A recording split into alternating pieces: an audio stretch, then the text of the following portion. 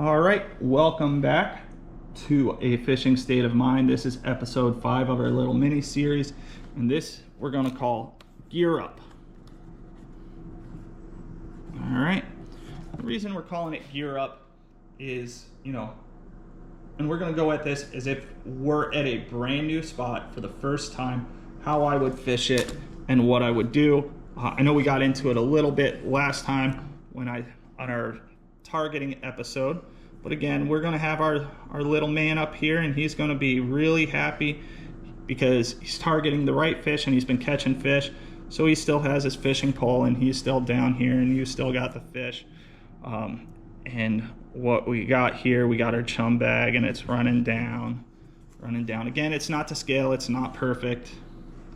We're anchored up over here on the bottom, maybe on a rock or something. So, got our boat, we got our guy, he's fishing, and this is what I would do for my first time at a spot. I would run 2 poles to start. I'm chumming, right? I'd probably run a light tackle pole. So, when I say light tackle, I'm going with a 3000 series spinning rod. Spinning rod. Definitely spelled it wrong there, and again, I'm not perfect. I'm just going to get rid of some of this here because we don't need it. 3000 series spinning rod. I'm going to go 12-pound test, right? And I like to use mono. Everybody's, it's kind of up to themselves. The reason I use mono is it's cheaper. It's a little bit more forgivable. I fish with a lot of friends and family. Braid gets expensive. I can put mono on a fishing reel, for $2-3, where braid's going to cost me, $30-40 sometimes, depending on what you're using. And I like to keep it cheap. Like I said, fish with a lot of friends and family that don't get to fish a lot. It's just what works for me, and that's really what we're discussing here, what works for me and how I can help you out. So I got that 3000 series spinning rod, 12-pound test mono, probably using 6 foot or a 6.6 medium action rod. I'm a Penn guy. You can buy these things straight from the store, already set up. Give you an idea, like the Penn Fierce or the Penn Battles. They already come set up, straight out the box.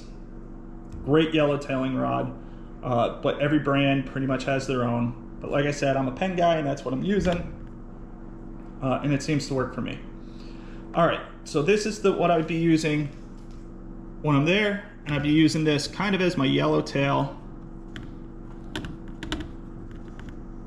rod. And this is that I'm hoping to get these yellowtail come up from the bottom. We're probably targeting yellowtail, minimum size limit on them is 12 inches. I like to target them 14 to 16 inches on this rod, and it's a great little setup. So that's what I'm using on my one rod. I'm also going to be fishing a down rod, and when I say down rod, I use a conventional rod. It was set up out the box for me. It wasn't anything I put together. You can get them relatively cheap, probably $200, and I'm using the Penn Squall. Great setup. I put 30-pound mono on it.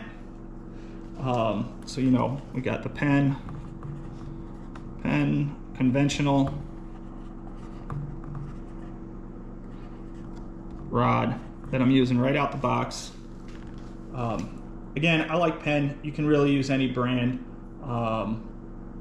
It's really just preference, and I'm using the 30-pound mono, and I'm sending this thing to the bottom. All right, so those are the 2 rods I am starting with. I also keep a 3rd rod. Now again, I don't just have 3 rods on my boat. I got backup rods and everything else, but this is kind of the idea. I'd be fishing these 2 rods right when I get to a spot, see if there's anything on the bottom that's nice and big, maybe a grouper to pull up, maybe a big mutton snapper swimming by on the bottom or something. See what we can do. I also keep a 3rd rod set up at all times, and let's talk about the third rod I keep, and that I run a 6000 series spinning rod with 20-pound mono. All right. Again, I'm using a little bit heavier rod on this. Still going 6 foot to 6. Didn't put the inches over there. 6'6", but on this one I'm using heavy. Going heavy, and this is to pull up a bigger fish. You know, maybe we do get into some mutton snapper. We need something a little bit bigger to pull those up. Now, when I set this up and I'm sitting on the reef, right away I have usually 2 of these rods with me at all times, and I got one rod with 30-pound wire, one rod with 50-pound leader. All right, so we got 30-pound wire and a 50-pound leader on both of these. On the 30-pound wire, I am usually running some sort of circle hook, a big circle hook, usually you know, a 5 or 6 circle hook. I'm baiting it with live bait, and I'll get into the reason why here in a minute. On that 50-pound one, that is really, if I get into some big mutton snapper that are biting on squid, or you know, maybe a big piece of shrimp, or maybe I got some live pinfish I'm sending down to them, and that is going to be ran on either with a 1/2 ounce or 3/4 ounce yellowtail jig. I love these jigs. They're great. I use them all the time. 1/2 ounce, 3/4 ounce. They work better than setting up some sort of fish finder or Carolina rig. When you're at the reef, they don't get caught as much. They get your bait down to the bottom. They do a great job of it. It lets the fish swim around. If you're using live bait, lets the fish swim around a little bit. Makes them look injured, in my opinion, which really gets the attention of those big predators.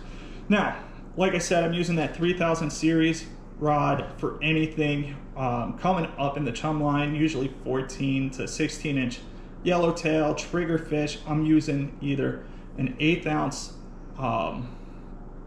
16th ounce, or 32nd ounce yellowtail jig, little crusher jig. You can buy them at the bait store. They're great, and I'm just tying it straight on to that mono, and I'm just drifting that with a piece of shrimp or squid right into the yellowtail. You'll get triggerfish, yellowtail. Sometimes you get lucky mutton snapper will bite on that. Rainbow runners, anything there that could be at the reef in your chum line, you will get them. All right, so what am I using that Big Pen conventional rod for? That's what I'm using for grouper or something that's swimming along the bottom there that you can't really see. I'm sending it to the bottom. Again, on this, I'm probably sending it down probably with 60 or 70-pound leader right off the bat. I'm using a 4 ounce, depending on the current. I'm not typically 4 ounce, but it could be anywhere from 4 to 7 ounce.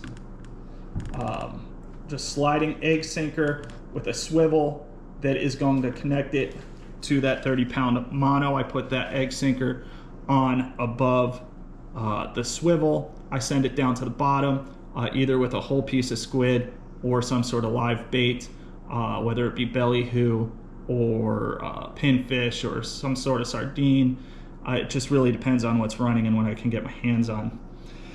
So that last 6000 series spinning rod, you know, that I'm running with that 30-pound wire, this is really to catch the mackerel. And they'll be swimming around. They got some teeth. You'll also catch barracuda on this. You know, both fish are a ton of fun to catch. But in my experience, if you can get live bellyhoo when you're out at the reef and you can see these things swimming around, you're gonna have a fun day. You're going to catch a lot of fish. You're going to enjoy yourself. But it really, really is a good time. Now, I know this is more of like the 500-foot view of what you're doing when you're out when you're out at the reef. But again, this is just for somebody who's coming down here who knows not a lot, or you're trying to get into reef fishing a little bit. This is the 500-foot view. If you have any questions or you want more details on any of this stuff, you can leave me a message in the comments. I will do my best to get back to you. I try to get back to everybody, you know, within a couple of days. Again, that's not always, you know, realistic, since I do have a real job and I'm more of a weekend warrior at this, but I do like to think I'm a pretty successful weekend warrior when it comes to reef fishing and catching fish. Again, if you want more details on anything, drop me a message. I'll get back to you. Give you what I can, help you out where I can. But until then, you know, catch them up, have some fun. I appreciate everybody that tuned into this little mini series we did here. And if you want to see more like this, or you want to talk about other types of fishing and targeting other species in other areas, whether it be offshore, inshore, you know, bridge fishing, whatever you might need help with, you know, maybe I'll do another series like this if everybody likes it. But again, appreciate it. If this was helpful, I hope you subscribe to my videos, hit the thumbs up, and I will see you on the water. All right, so again, I appreciate everybody that tuned into my little mini series. I hope it's helpful in some way. I really do. Again, this wasn't for your expert fisherman. It wasn't for the guy who's been fishing the Florida Keys forever and understands it a little bit. This is for someone who's new, looking to get out on the boat, looking to catch some fish at the reef, maybe down here on vacation, don't want to pay the big bucks for a guide, has their own boat, wants to get out there, just catch some fish, really. If there was something you wish I would have addressed, please write it in the comments, hit me up personally. I will get back to you as soon as I can. If I'm getting the same question over and over and over again, I'll do another one of these, put in some more details, you know, get it out there, get another video out there. Hopefully it helps you guys out. It's really what I'm trying to do here, is help everybody catch fish and enjoy themselves when they are on the water here in the Florida Keys. Again, I hope you liked it. If you did, hit that subscribe button, give me the thumbs up. It really is appreciated. Thank you and have a good one. Always good to see someone catching fish and just enjoying themselves out there.